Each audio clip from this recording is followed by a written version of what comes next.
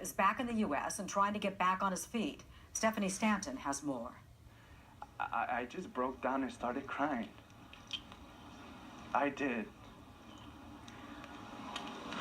Cesar Robleto is rejoicing over something most Americans take for granted, his U.S. passport. It was hard. It was very joyful when I received this. And I just want answers. Getting his passport back and getting back home was a 10-year journey for the 34-year-old that started with a 3-year jail sentence in 2006 related to a domestic violence charge. In 2009, just as he was about to be released, immigration officials told him he was being deported. But there was one problem.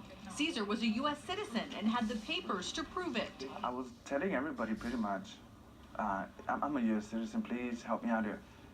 All they would do is just review the documents, take them and come back, and they're like, no, you still have to see a judge.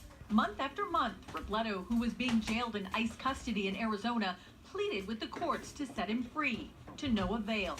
Finally, after 18 months, immigration officials told him he was being deported to Nicaragua. It was horrible. I could not believe where I was headed to. I have no recognition of that place. I left when I was 2 years old.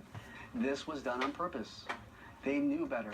They just thought Cesar was not educated enough to fight back. Freelance journalist Mitchell Mora learned about Cesar and put pressure on immigration officials in Nicaragua to review his case. After 7 long years, Robleto was finally allowed to come home. It was an emotional reunion at LAX as his family greeted him.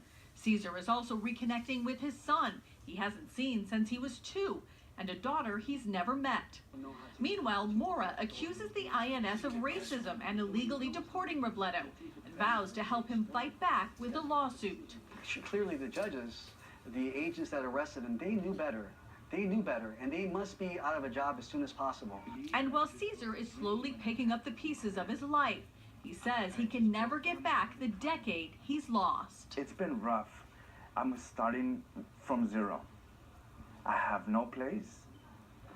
I have nothing. Cesar says he will file a lawsuit against immigration officials because of everything that he's gone through. Meanwhile, his family has set up a GoFundMe account to help him get back on his feet. He says he will repay everyone who contributes.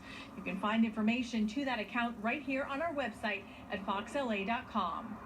In Van Nuys, Stephanie Stanton, Fox 11 News. Donald Trump is riding his South Carolina